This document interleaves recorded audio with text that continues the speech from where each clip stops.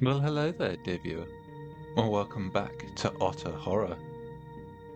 And welcome back to our Festive Fright series, where we take a detour from the well-worn cobbles of the carolers and into the dark alleys of dread, where the ghosts are anything but holy. Today's tale in our Christmas short stories of horror is entitled The One He Takes by Benjamin Percy. It was nearly noon on December 25th, and Joel Lear still hadn't risen from bed. His wife Greta was awake beside him. He could tell from her breathing, but he did not roll over to nuzzle her cheek and wish her a Merry Christmas. He didn't say a word to her, or even look her way when he peeled off the blanket and swung his legs to the floor.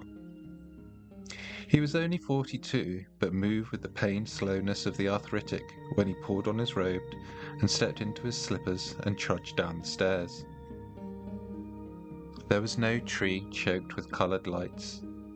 There were no stockings hanging from the hearth, or carols sounding from the stereo, or gingerbread cookies baking in the oven. Not in this house. In the kitchen, he opened and closed a drawer, then a cupboard, finding nothing he wanted. It used to be a tradition on Christmas morning to eat stollen smeared with butter and drink coffee spiced with rum, but his appetite was grey. The dog whined from her kennel in the mudroom. She was a yellow, long-haired dachshund named Daisy. They had purchased her from a breeder 6 months ago. She was supposed to make them happy, and she did.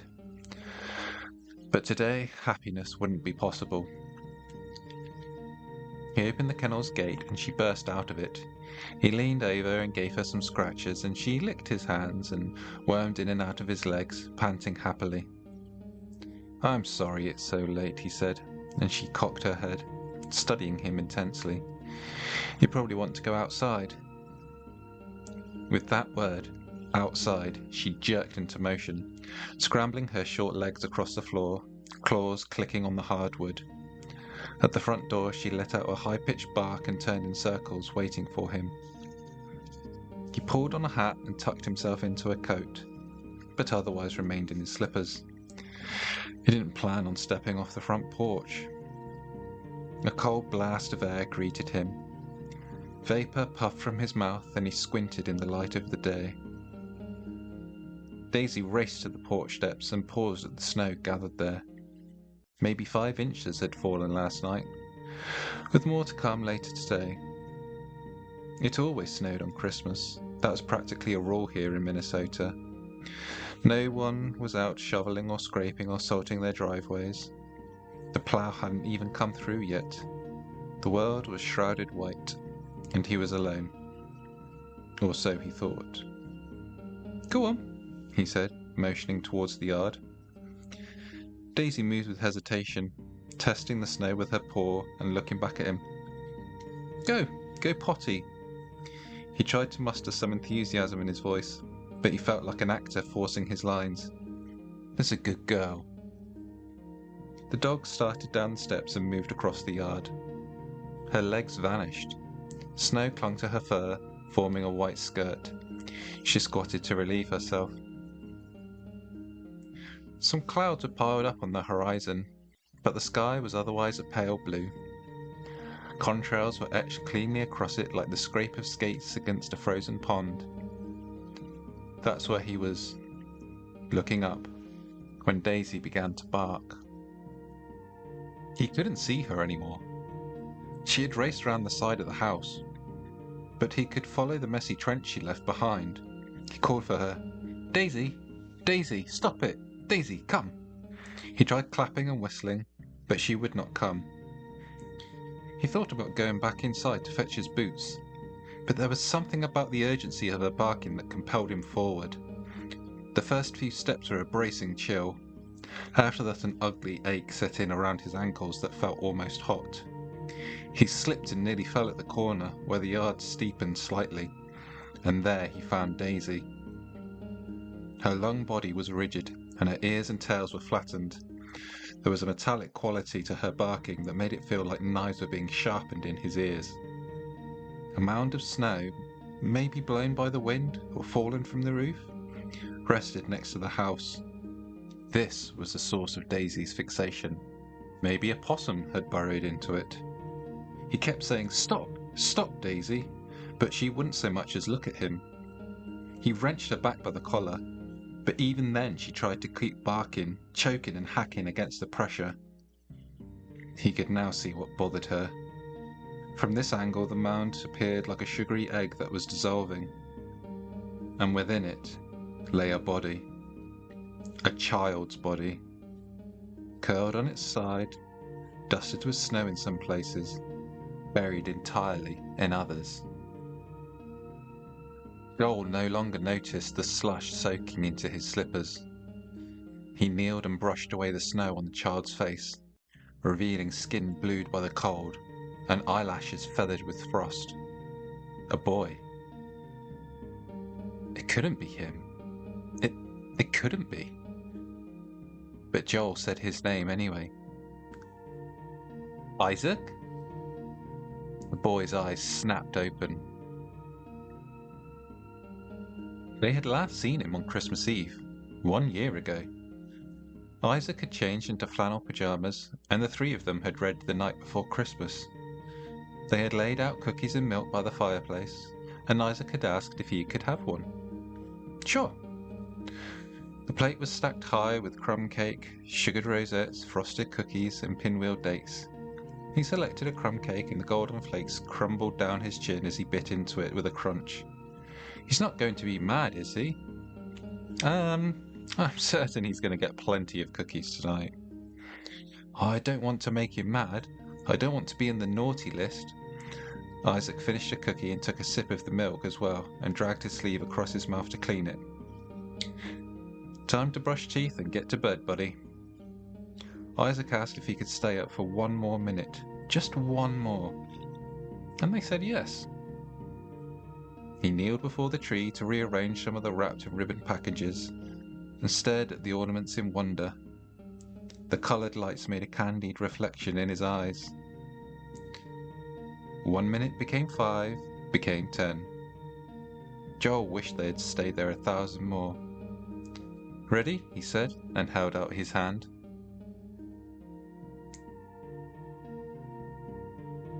Isaac didn't take it. Instead, he turned his head towards the hearth. It was cold and dark and bottomed with ashes. Don't light a fire, he said. If you light a fire, you won't be able to come. Okay, Dad? Okay, sure. Is it open? Is what open? The thing you open. Inside the fireplace to make sure the smoke gets out. If the smoke can get out, he can get in. Oh, the flue? Let's check. Joel knelt beside the fireplace, opened the glass doors, and swept aside the chainmail curtains. He craned his neck. Good thing you asked. Can I do it? Isaac asked, and grabbed the metal bar and creaked it forward and back. A cold draft breathed down and made a sound like whispering. Isaac stepped back from the fireplace with a fearful expression. Everything okay, buddy? Yeah, the boy said, but he looked back at the hearth before mounting the stairs. It was just darker and colder up there than I imagined. He and Greta tucked Isaac into bed, kissed his forehead, and whispered, "Dream about sugar plums and fairies, and we'll see you in the morning." But in the morning, he was gone.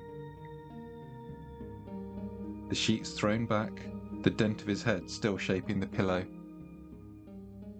They called for him when they checked in closets and under beds. They looked in the attic.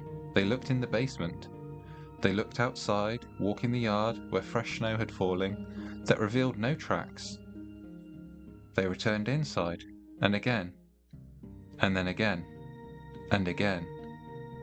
They searched the house, shouting his name until their throats felt raw. All the windows and the doors had been locked. They were certain of it. The only way in was the fireplace. When Joel felt the chill blowing down it, a whispery vacancy, he clanked shut the flue. Joel hadn't lit a fire since not until today. In the living room, on the couch, Greta clutched the boy in her lap and tucked the blanket around him. "He's so cold," she said. "Hurry." "I'm hurrying," Joel said. The firewood bin was in the garage. He'd brought an armful of logs and kindling into the house. He found some matches in the kitchen drawer and snatched yesterday's newspaper out of the recycling. He twisted the sports pages into 5 wrinkly candle wicks. He flared a match and the paper caught flame. Onto it he fed sticks and then the split hardwood. Soon the room was full of dancing light and a popcorn crackle. Joel joined Greta. He touched her, but not the boy. Her cheeks were wet from crying. "It's him," she said. "It's our little boy. He came back to us." Joel wanted, desperately, to believe. He was almost there. He gave her a stiff smile and did not mention the boy's eyes. Isaac's had been green. The boy staring back at them had eyes that gave off the strange blue light of glaciers. His hair wasn't shaved so much as hacked away, the rough job of a barber working with shears or a knife. They debated whether to take him to the hospital or call the police, but they had only just found him, and it felt wrong to let go so soon. He existed as long as he was in their arms, and the police had not been kind, questioning them repeatedly, pitting them against each other. When a child goes missing, a family member is usually to blame, they had said. Fire roared when the pressure shifted, and wind pulled at the chimney top. The orange light of the fire brought black shadows to the room. Colour gradually returned to the boy's skin. The blanket and the couch cushions were soaked through. A dripping puddle formed on the floor. After an hour he still would not speak, but he sat up on his own when Joel brought him a mug of hot cocoa. I even put marshmallows in it. The boy took the steaming mug with both hands and drank with tiny, loud sips. With the blanket off him, they had to acknowledge his clothes. He wore what appeared to be a leather onesie with shoulder straps. It was roughly stitched with what looked like yellowed ligaments. The grey mottled quality reminded Joel of a seal's hide. A rank, oily smell came off it. His arms and shoulders were bare, and the pale skin on his back was scarred purple and scabbed red, as if he had been lashed. One of the wounds wept blood. Greta reached for the tissue box on the end table. She dabbed at the blood. "Oh, what happened to you?" she said. She was referring to the cut, yes, but she was talking about something much bigger as well. What had been done to him? Where had he been? How did he get home? The boy pointed up. "The roof?" Joel said, and Greta said, "You were on the roof? You fell?" "What do you mean, Isaac? What are you pointing at?" The boy raised his hand even higher, as if to indicate he came from someplace even higher than they could imagine. He made a noise. It may have been a whimper, or it may have been a word. "Sleigh." Joel heard a low growl behind him. He had forgotten about Daisy. The dog was peering around the corner, showing her teeth. In Minnesota, in the winter, the days were white, but the nights were blue. Joel had lost track of time. The gloom settled over the neighborhood as the sun set. He went to the window. The clouds were thickening again. A few flakes fell. His wife snapped on a lamp, and suddenly all 3 of their reflections hung on the glass, transparent as ghosts. The boy was staring out the window as well. His eyes were wide. His breathing came in quick pants. "What's wrong?" Greta asked him. "You can tell us anything, you know. We love you so very much." Joel said, "You're safe here, buddy. I'll protect you." The boy scrunched shut his eyes and shook his head. No, he finally said with a voice like a rusty hinge. You didn't before. You can't now. Isaac, please talk to us, Greta said, as she knelt in front of him and put her arms on his shoulders. Please tell us what's wrong. Please tell us how we can help. The boy stepped away from the window. The clouds appeared black now, and the snow was falling more thickly, lashing at the glass. His voice came as a shriek. He's coming back for me. Who? Greta said. Who's coming? There was a short stack of wood in the living room. The boy grabbed several more logs and dumped them roughly into the fireplace. Sparks sprayed onto the floor. Isaac, what are you doing? I got away. I hid in a bag. And then, when he wasn't looking, I got away. He's going to be so mad that I got away. Who? Joel said. Who, goddammit? Him who? He needs us. He uses us. He holds out hands thick and glossy with calluses. We build for him. Somebody has to do all that building.